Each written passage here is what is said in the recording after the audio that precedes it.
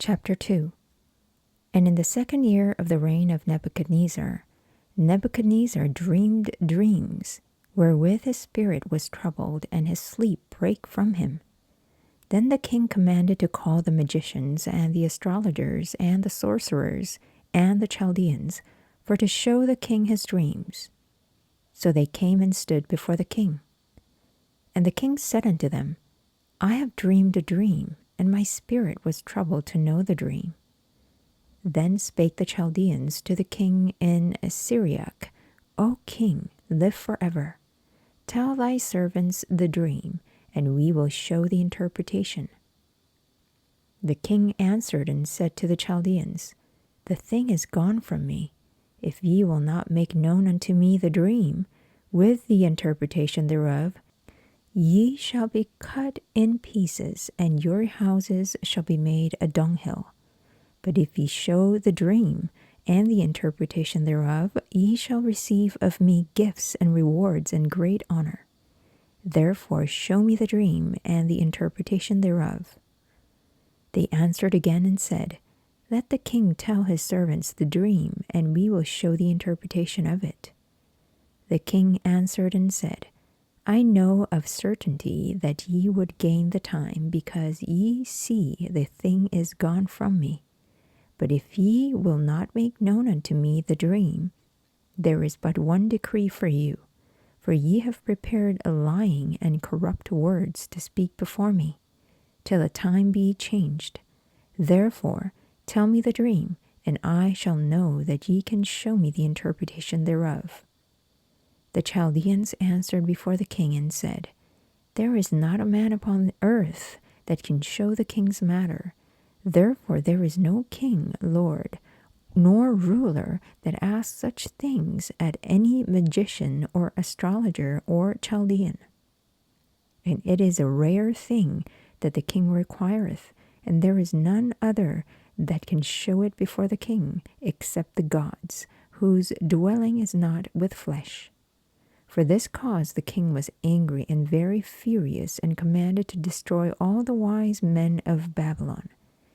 And the decree went forth that the wise men should be slain, and they sought Daniel and his fellows to be slain. Then Daniel answered with counsel and wisdom to Arioch, the captain of the king's guard, which was gone forth to slay the wise men of Babylon. He answered and said to Arioch the king's captain, Why is the decree so hasty from the king? Then Arioch made the thing known to Daniel. Then Daniel went in and desired of the king that he would give him time, and that he would show the king the interpretation.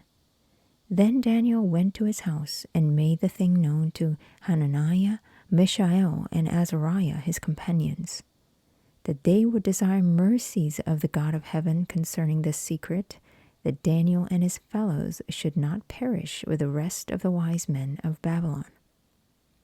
Then was the secret revealed unto Daniel in a night vision. Then Daniel blessed the God of heaven.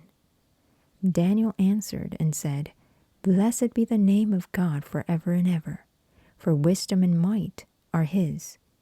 And he changeth the times and the seasons. He removeth kings and setteth up kings. He giveth wisdom unto the wise, and knowledge to them that know understanding. He revealeth the deep and secret things. He knoweth what is in the darkness, and the light dwelleth with him. I thank thee and praise thee, O thou God of my fathers, who hast given me wisdom and might, and hast made known unto me now what we desired of thee, for thou hast now made known unto us the king's matter. Therefore Daniel went in unto Arioch, whom the king had ordained to destroy the wise men of Babylon. He went and said thus unto him, Destroy not the wise men of Babylon. Bring me in before the king, and I will show unto the king the interpretation. Then Arioch brought Daniel before the king in haste, and said thus unto him, I have found a man of the captives of Judah that will make known unto the king the interpretation. The king answered and said to Daniel, whose name was Belteshazzar, Art thou able to make known unto me the dream which I had seen, and the interpretation thereof? Daniel answered in the presence of the king, and said, The secret which the king hath demanded cannot the wise men, the astrologers, the magicians, the soothsayers show unto the king. But there is a God in heaven that revealeth secrets, and maketh known to the king Nebuchadnezzar what shall be in the latter days. Thy dream and the visions of thy head upon thy bed are these.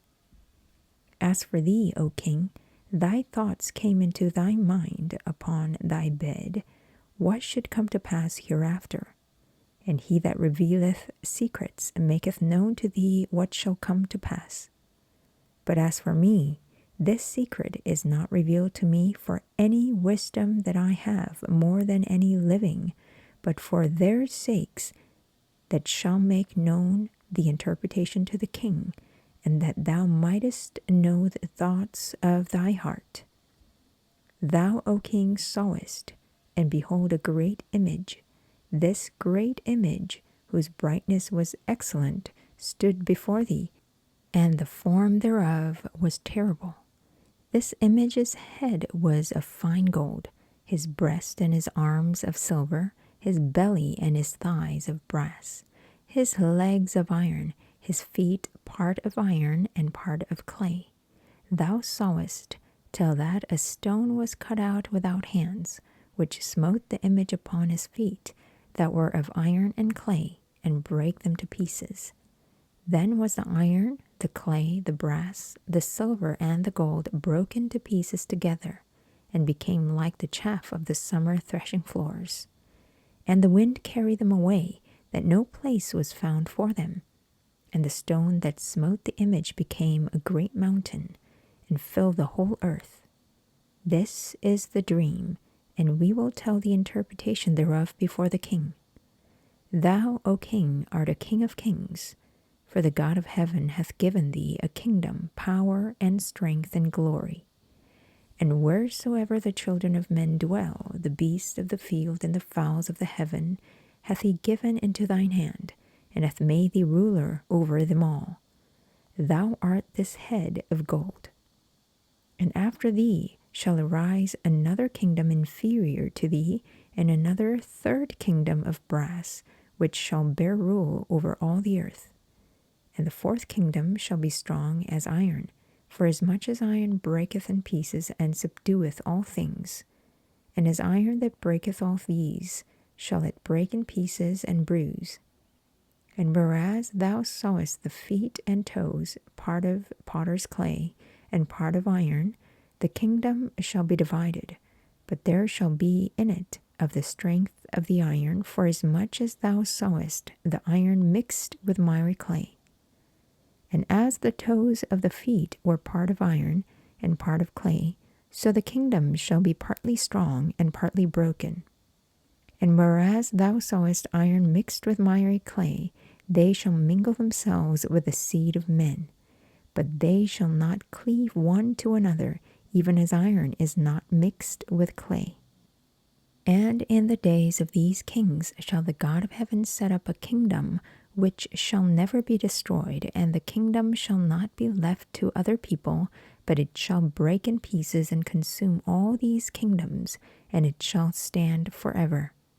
For as much as thou sawest that the stone was cut out of the mountain without hands, and that it brake in pieces the iron, the brass, the clay, the silver, and the gold, the great God hath made known to the king what shall come to pass hereafter, and the dream is certain, and the interpretation thereof sure. Then the king Nebuchadnezzar fell upon his face and worshipped Daniel, and commanded that they should offer an oblation and sweet odors unto him. The king answered unto Daniel and said, Of a truth it is that your God is a God of gods, and the Lord of kings, and a revealer of secrets, seeing thou couldest reveal this secret. Then the king made Daniel a great man, and gave him many great gifts, and made him ruler over the whole province of Babylon, and chief of the governors over all the wise men of Babylon. Then Daniel requested of the king, and he set Shadrach, Meshach, and Abednego over the affairs of the province of Babylon. But Daniel sat in the gate of the king.